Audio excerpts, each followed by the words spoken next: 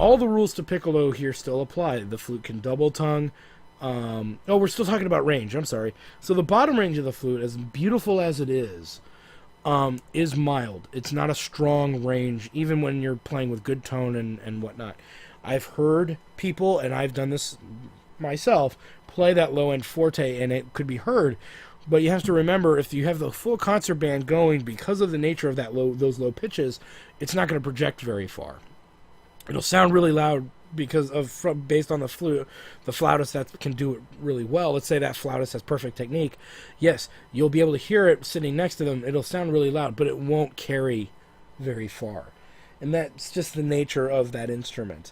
So when you're writing low flute parts, usually they're exposed, usually they're solos, or you have a lot of flutes playing that bottom all at once. Now, even if you have all of your first and second flutes playing a low B or a low C at forte, you still won't hear it over the rest of the concert band. It doesn't project.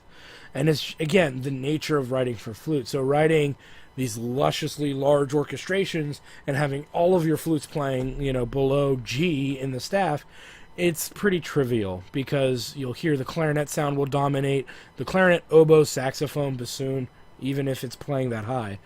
But specifically the oboe, clarinet, and saxophone sounds that are playing that same octave are going to overpower the flute. So you lose that quality of sound. And it's just the nature of it. So writing down that low is kind of irrelevant when everyone else is playing. But don't get me wrong, there's some beautiful sounds that come out of that low range of the flute. And if you don't have a flautist at your school band that can do it, check out that James Galway video. And you can also buy a neck. I did this once for a band teacher. My brother's a PE teacher out in San Joaquin Valley, and I did this for a band teacher at his school. I showed him a flute trainer. It's a yellow plastic neck with a curved hook and a bunch of fans on it. And those little fans, you blow, and when you put your mouth on the flute embouchure and you blow, it tells you where exactly on the instrument you're blowing to. So if you're blowing air through the neck of the flute, you should be able to see the bottom two fans spinning, and that's how you know you're blowing properly into the flute. So you can buy that tool. I think it's like $30 or something online, and it's a great little tool for, like, let's say if you got a middle school band or even a high school band, and you just would rather them play with better tone. That's the great way to get them started. All right, the middle section of the flute, which is really anywhere from G to E. It's a very mellow sound. Again, we still haven't gotten through the ball-busting, ear-piercing section of this instrument yet, but anywhere between G to E, maybe even G to F, is still a mellow portion of the flute, but it's much more prominent. It's a much louder, much more dominant sound of the instrument in that section. Nothing really that special about it, other than that at fortissimo, it may not be heard very well. If you have maybe first flute playing those same notes an octave above, and you have second flute playing those notes an octave below, you get a different color of sound by doing that. So hopefully it'll get heard. Sometimes it does, sometimes it doesn't. It really, really depends on what you're writing and how much you're balanced your orchestration. A lot of times I would argue that that middle range is great when you're playing maybe when all the woodwinds are going at once, or when you have flutes and maybe flutes and French horns and euphonium maybe going at one time if they're all playing the same kind of thing together. But it's a pretty standard range. There's nothing negative to say about it. It's a very positive area. It's just, it doesn't have anything special to me about it, other than you're getting the sound of the flute. The true sound, the true nature that we mostly affiliate with flute would start in this range, and leading to the bottom end of it. It's just not going to cut through the orchestra as well as, per se, the next area, which is pretty much the F at the top of the staff all the way to double C. That part of the instrument is where the tone starts to cut through and pierce through. However, once you get above a double G or a double A, for that matter, I'll write it in for you so you can see what the hell I'm talking about. When you get to a moment here When you get, let's say here's our F, you get to, here's a C. That's an E, F, G, A. There we go. A. When you get to about this area here, you're going to run into an issue. I'll put another one in there for the sake of putting another one in there. What happens is that anywhere, actually, I will redo a slight part of this. Anywhere between F and G will pierce right through, and it's great when it does that, when you need that flute piercing to happen, but you don't want it to be as overpowering at times as the piccolo. That's when you write those flute parts nice and high. The whole band could be playing, and if the first flute section in unison is playing up to the double G, anywhere between the F on top at the top of the staff and the line at the top of the staff to the G, the double G, which is the G above the G at the top of the staff, on top of the staff, it will be heard, it will be clear, and it will be distinct. Now, what happens here is that you can keep going higher. Okay, and this is kind of a pseudo range. Most composers and most people, when we talk about flute, we say the F to the double C is its own range. I broke these apart intentionally because once you get above double G, you get into the A, you get into A sharp, A, B, or more commonly you'd get into A flat, A, B flat, C, and you're getting into those double A flat, A, B flat, B, C. You're getting into a range where either you have a strong musician that can play those very nicely, or you have a weak musician, a weaker flautist, who's probably a good player, but really can't get those notes to speak very well, and then the sound becomes very thin. The other issue, too, is intonation, even when you're playing properly, can slowly start to dissipate into the bad area, into bad areas. Usually you don't want your whole flute section playing higher than a double G, but you could do a divisi. Okay, you could do a divisi or divide your players and only have one player playing the double D, the double C, the double B flat, whatever's above that double G, and then the rest usually playing some kind of harmony below, or there you go, an octave below. But you don't really want your entire flute section playing up there, especially if your eardrums want to live. It's just not a good sound. It's not a very in tune sound. The only time I would make an exception to that is in the orchestral environment, because you're only dealing with two flautists. In a concert band environment, you could have as many as 15 flautists. I've seen bands with 15 flautists. You could have as many as half of that, 7 or 8 flautists playing that double B flat, and it's not a pretty sound. Even when they're all in an honor band and they're all good, you hear each of them play it, and they can kind of play it in tune, but as soon as you play them all at once, for some reason, they can't play it in tune. It's because they're all each slightly off. And they play the B-flat below it perfectly in tune. So it's just the nature of the instrument. As it gets that high, it tends to go flat. For some, depending on the flute manufacturer, it could go flat, it could go sharp. Most of the time, I want to say it's flat. But that's just the nature of flute. So, anyway, I think we covered the primary ranges of flute. Writing for flute is like writing for piccolo. They can do runs, they can do arpeggios, they can do fast passages, they can do flutter tonguing, they can do double tonguing. Whole kind of the similar thing technique-wise. They sound good when they do all of those things. They can play long, luscious lines. Keep this thing in mind, though. When you have flute parts, flute, of all the woodwind instruments, flute takes the most wind to actually play. It takes the most air. There's a common joke made that some of the best tubists are actually ex-flautists because they use as much air as a tuba does. The problem is most of that air does not actually contribute to the sound, and not to making the sound.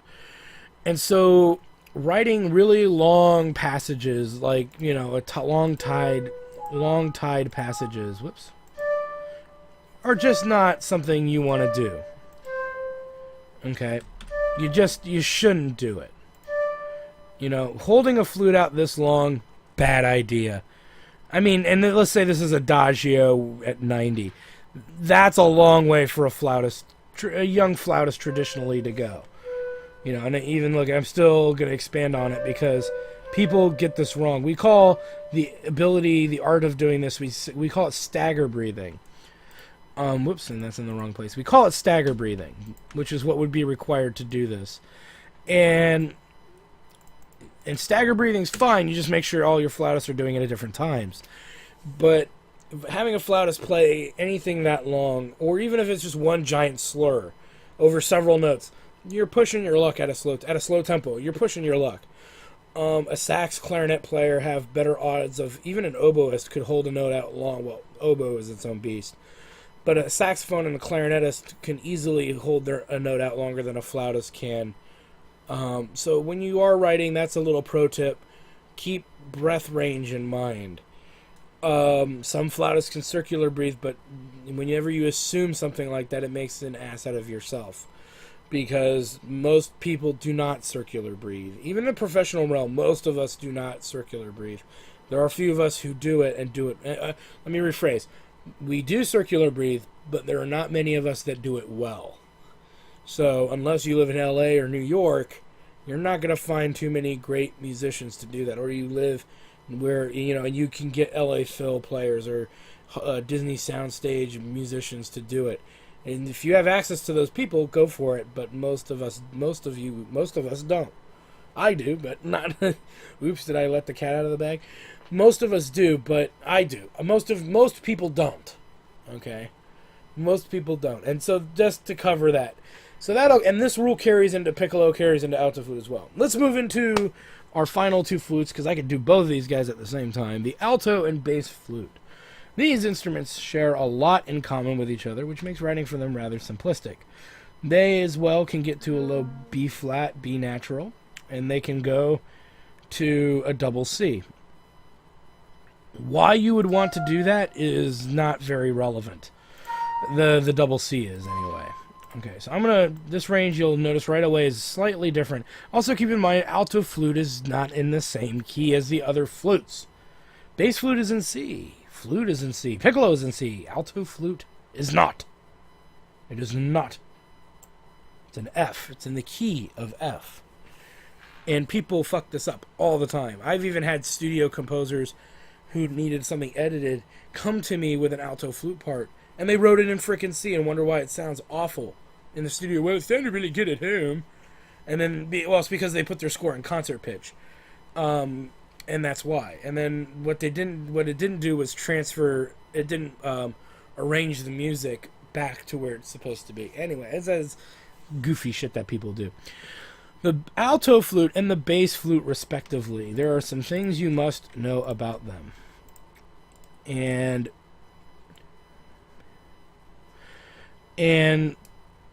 primarily they share, like I said, they primarily share a lot of things in common. But they are not entirely treated as absolute equals.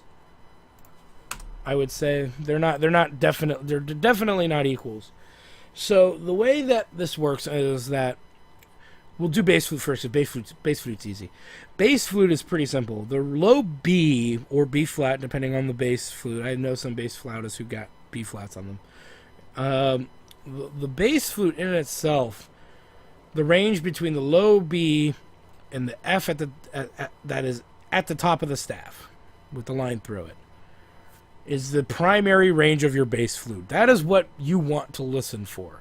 Go look at the soundtrack to the Jungle Book to get an idea of proper bass flute writing. There's some gorgeous bass flute licks, but again, it's not going to project. It'll project a lot better than a regular flute can project on the bottom, but in general, it's not going to go all that well. Alto flute shares this same principle. Its low B, B flat can speak really nicely, all the way up to the F at the top of the staff. It sounds very different than when a regular flute. Obviously, it sounds way different than a piccolo, but it's a gorgeous, rich sound, and it's a wonderful sound. It can be played while 20 other people are playing, and you'll hear that note. You will hear those low notes, and you will hear how beautiful they are. So when you're writing for these instruments, you're writing in that part of that you want to write in that part of the instrument's range, and that's what makes And that's the whole point. If you're going to write an alto flute part and you're going to write between the B flat above the staff and higher, you're wasting your time because flutes do it better. The alto flute's going to struggle trying to do it because it doesn't sound very clean up there. It really doesn't. So I usually tell people don't do it. The range from the low B to the F at the top of the staff, that's the sweet spot. I would say the high end of the alto flute and bass flute range is going to be the B flat, B natural. You could even argue that you could take them all the way up to the D. So you could even say that should be the highest that flute ever tries to go. Once you get above that, it's irrelevant.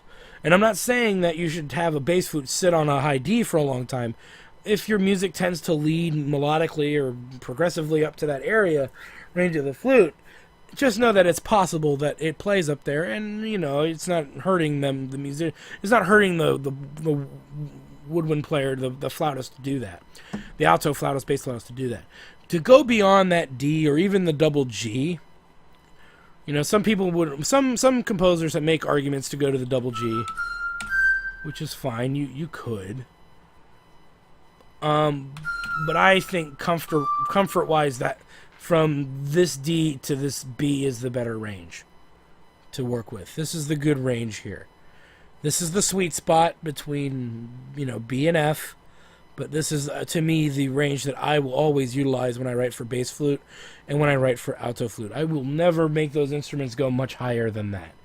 And because there's no reason to do it. There is no reason to do it whatsoever. If you're cutting and pasting flute parts, you're wasting your time. Now, and making them play up that high, you're just wasting your time. And you're wasting your finances because you have to hire assholes that can play this stuff. And usually with orchestras, if you have a straight alto flute or bass flute part, they got to hire a utility musician, and those guys aren't cheap. Utility musicians are the guys that can pretty much play anything, any major oddball woodwind, and they're not cheap guys to hire. So again, you have to be realistic as opposed to, I just want a lot of people playing it live. You can still do that, okay? But you don't need to write an alto flute part or a bass flute part to give you that result. They're very situational instruments, almost arguably soloistic in nature.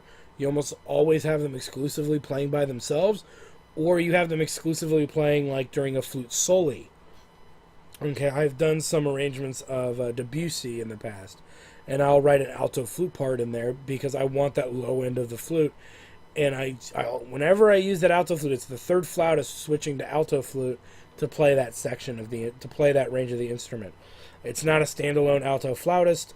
It's always the third switching to the alto flute for those passages as I need it. And it's always playing on the bottom, somewhere between that low B flat and F. Once in a blue moon, going a little above as the line needs and dictates. Having bass flute and alto flute double tongue is kind of irrelevant. It's not necessary. I recommend staying away from fast passages with alto and bass flute. They can do it, but it ends up making the run sound mucky and kind of sloppy. No matter how cleanly they play it, especially if you're making them tongue every 16th note, it's not going to sound very good. So I don't see a reason to want to write like that. These again are situational instruments, and they thrive in slow melodic passages, where they are exposed more so than in crowded, busy running around passages. It's not going to do anything for your orchestration because if you're going to be running around and you want that level of pitch, you're going to go to a clarinet for that because clarinets thrive on the bottom and on the top. It's the middle part of the clarinet that doesn't work for them as well. But that's where the other instruments take over. So those are some things to think about. Hopefully, and I gave you some places to look. If you want to hear some good alto flute playing, look at the soundtrack of Trigun, and look at the musical Once on This Island. I think it's Once on This Island. And there's a lot of really gorgeous alto flute solos in that music, and that'll give you an idea of how to properly write for that instrument. The bass flute, one of the best examples of bass flute is going to be music from Disney's Jungle Book. The original one is where I remember it, but I recently saw the new one finally. And in the opening scene, right as the castle transitions to the jungle, you can actually hear a bass flute line going. It's obviously mic'd because it's you can kind of tell that it's really strong, but that's a bass flute, and as an example, and I want to say the bass flute in the animated Jungle Book is when Ka the snake shows up primarily, and you hear it off and on throughout the animated film. So those are some really good examples of those instruments being played in their prime, being played properly. So hopefully this was informative. This gave you a lot of information about flute writing, the limitations, the restrictions. A lot of you can do it, but why would you want to?